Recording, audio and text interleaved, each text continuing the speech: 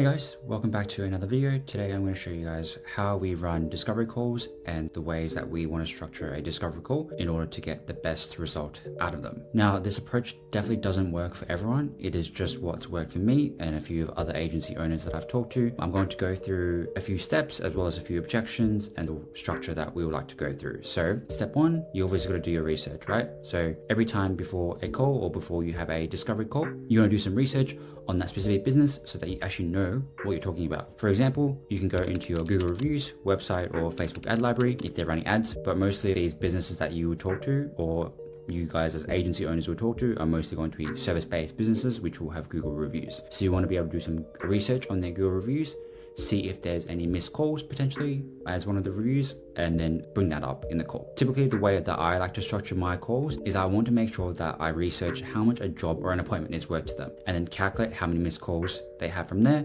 and then be able to bring that up in the call.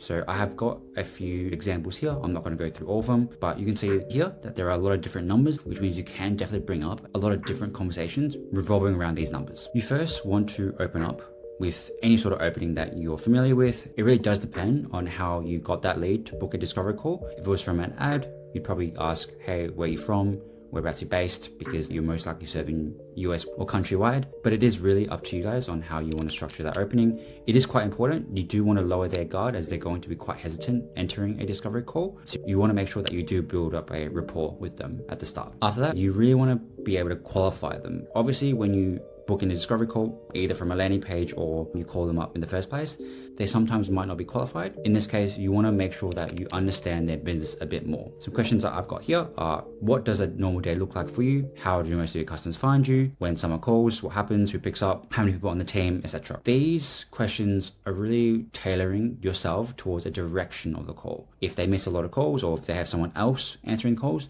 you then lead to go find, okay, does your receptionist work 24/7? Obviously not, right? We have an AI that answers 24/7. So you want to be able to ask these qualifying questions so that you can lead towards the real objection or to the real reason why they've actually booked a call with you in the first. Step three is quite an important one. You want to always play hot potato with them. The reason why I say hot potato is because you never want the ball and the question and the answer to be on your side. You always want to keep asking them, hey, and what happens when this happens? Or how long has that been going on? You want to make them feel like they're releasing all their problems to you and you're like their therapist. Because when you release all their problems, then they feel more comfortable talking to you. They don't feel like you're just trying to sell them a product. So that's how I would structure trying to locate the problem, is you want to make sure that you're just always asking questions over to them. You never want to say, I do this, or this is the feature that we can offer. We can resolve this through this. Is this something that you were looking for? After that happens, what I also like to do is I like to go into code and I would like to normally create a missed call calculator. So what this does is it allows you to create and show them a visual aspect of the problem and how much money they're actually missing. So first, I'll just run through these questions with the client, whether that be through a demo online or whether that be through an in-person demo. I'll firstly ask them, how many calls are you missing at the moment? So they would say, oh, I get 10 calls a day and they work 5 days a week. So it's 50 calls a week. I then ask them, how many do you think you miss per week? So they probably miss maybe 2 a week. So that's 20% is missed. So I then ask them, how much is an average job worth? So for a plumber, typically it's around $200, I would say $200, $300. And I ask them, what is your close rate? So obviously sometimes every call is not going to be a brand new person trying to ask for a plumbing job, for example. But I would say most plumbers would get a pretty high conversion rate. So I would say it's 50% conversion rate. So yeah, after that, it calculates you how much you're actually losing per month and how much money you'd recover back. There was an AI that could answer all your calls for you. So this is a really good way to showcase how much business owners are missing by actually showing them a real life demonstration of it. It's very difficult for some people to understand in their head how much it's worth, but if they see it on paper, then they're more likely to be okay with it. So that's one thing I would really recommend, is to show them the cost in a live demo. Heading back to the script, after you have done your demo and your cost calculations to them, there's a few things that would either happen, is that one, they're either sold, or two, they're not really sold, right? So you can either run a bridge, right? So you can go through, if they run ads, then ask them what is happening with those ads? Are those missed calls going direct to the competitors?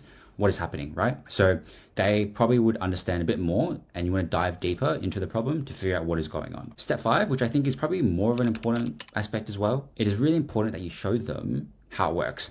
Right now, there are a lot of people running ads and doing the AI agency space, but no one's really succeeding in getting those leads. It's because no one puts in any of the effort. Trillet works especially well because Trillet allows you to create a demo end to end in 5 minutes. So you can actually create a custom demo for them 10 minutes before the meeting, and it can have all the email summaries, all the SMS attached to it. You can have the phone number attached to it. You can even send them a link to demo it for free. We build out these demos, and the knowledge base is completely custom as well. So because you can show them the product, you're actually proving to them, I'm not just all talk, and that I can actually prove to you that this thing works. So you want to be able to ask them, hey, are you interested? I can give you a link to sign up and show you how it works, and if you're happy with it, we can then trial it. And that's where you want to go up to your closing statement. So your close is where you obviously want to keep bringing up the fact that one job costs this much. And as you saw before in our calculator, you're missing $5,000 plus per month due to missed jobs. And that is really damning when someone sees that, because you can be like, I'll only charge you a portion of this to cover that. In the close as well, it really does depend on what I like to think is a vibe of the discovery call.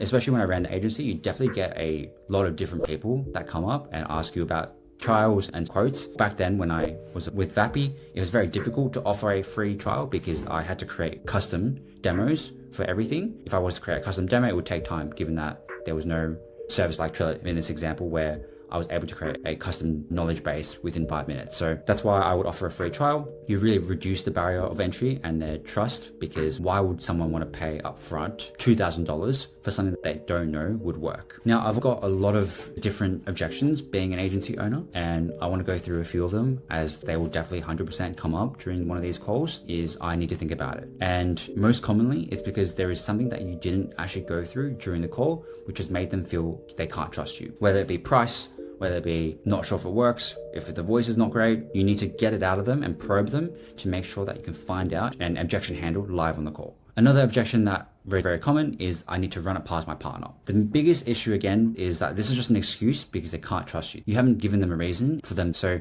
you need to figure out why they're not happy or why they need to speak to someone about it. Is because they're not the main decision maker? Fair enough. You should have already got the main decision maker on the call. So that's not valid, I would say, as an excuse. Overall, you want to be able to show that, hey, I'm very keen to talk to you about your partner about this. Do you mind if I send them a one page with numbers? Do you mind if I send them a link to the demo so they can test it out? I'll follow up with you in a couple of days. Can definitely depend on the vibe of the customer again. So make sure that you run through a few tests with these as well. Another one is my customers won't like it. To be honest, I think this is a pretty easy one to get over. Main one being, if you don't have AI attached in your phone, your customers get voicemail instead. Do they prefer voicemail instead, or do they prefer something that can actually book him into an appointment? And it's a very easy objection to come over because no one wants their customers to go on voicemail. Another objection is I already have someone who answers the calls. Are they answering 24/7? Are they answering during their lunch break? Are they answering during sick days? Are they answering when they're on holidays? The answer is no. Another objection that we get quite often is the business is quite quiet at the moment. I think compared to the cost of AI, it is significantly more affordable to run with an AI receptionist than it is just because business is quiet. Business is quiet, well, how about this? I will only charge you per booking. So if you get a booking, it's $300 per booking, I'll take $50 out of that. That way you're always profiting, and it's only on a per appointment based. Similarly, as each call is only this amount of minutes, and you get this amount of calls, you will only be charged for those calls. So it's a fairly easy objection to get over. You've been burned by another agency. This is a very common one as well. And the way that at Trillet we try to get over this objection is by saying, if you've burned by tech companies before and you most likely been paid an upfront amount, I won't charge you any upfront cost, and you have a trial for free and you can test it out, see how much you like it, see how your customers react to it, and over time, if you're happy with it, then we can talk about jumping onto a retainer and I can keep improving it for you, the AI receptionist. Too expensive. Another one that's pretty much based on the trial as well. Why would someone want to trust you if you haven't created enough value for them? As well as also, why would someone pay something up front if they don't know if it's going to work? So that's where you want to bring up the trial, and it's a really easy way to bring that up. Just send me some info. I don't actually get this one as off because I definitely try to get as much of the information out on the call by probing them, but you can definitely just send them a document, or you can send them saying, hey, I'll send you a list with everything you need. This one is actually not as common as you think. I would say that the biggest reason for why someone asks me just send me some info is, one, they either just want to end the call and then they're really not interested. The other one is that they haven't found all the correct information off you and they want to get more info off you. So you can actually do this on the call. So you want to be like, sure thing, I can send you a document. Is there something specific that you want me to, is it pricing? Is it features? What would you like me to do? Is it the outcome? Is it the missed calls that you receive and how much you'd earn back from these missed calls? That's something that you want to probe out of them. And this one's another objection where a business has been burned by a previous agency running these receptionists because they haven't built them correctly. So you want to first acknowledge that they definitely were burnt. You want to make sure that this doesn't happen to them and that's a really bad situation. But then you also want to say these guys are not confident in their product, right? I'm so confident in my product that I'm willing to give it to you for free. What's wrong with trying for something for free? Can you say no to something that's for free? Not necessarily, right? So that's where you want to come in and be like, we can offer you a free trial. And because Triller allows you to set up these demos in 5 minutes, it's not really a huge loss to you that you didn't get that customer because you only really spent 5 minutes. So it's not too big of an issue. And I'm not the right person.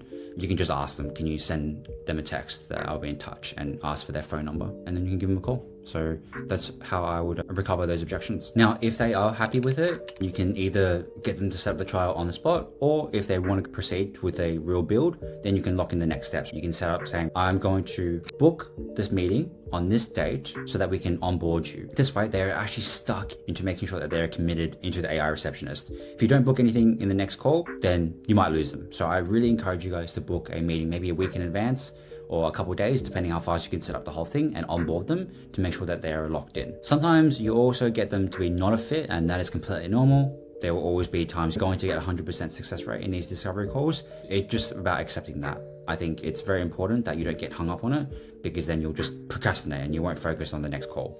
So treat it as it's just one call and that you'll get more calls. Don't lean too much into it. The last thing, very quick, is just some industry angles that you have. This is much more tailored towards the cost calculator, and I definitely encourage you guys to do some research on how much a medical appointment costs, how much a plumber costs in your area, and make sure that you got the calculations and that you can demo these on the call. It's very important that you show them live how it works and show them what they're actually missing out on if they're missing a call. So I think that's one thing that's very important. If you want to change the calculator, you just add in any sort of extra additional calculations that you'd like based on how you create it through call code. So feel free to do that. But yeah, that's how I would run through a discovery call using Trillit and the advantages of using Trillit. That's all I have for you guys in this video. I hope this helps when you run your discovery calls. But feel free to leave a comment below if you have any questions, or if something's not correct, or you have a different question. Happy to answer any of those. Please like and subscribe, and I'll see you guys in the next video. Thanks.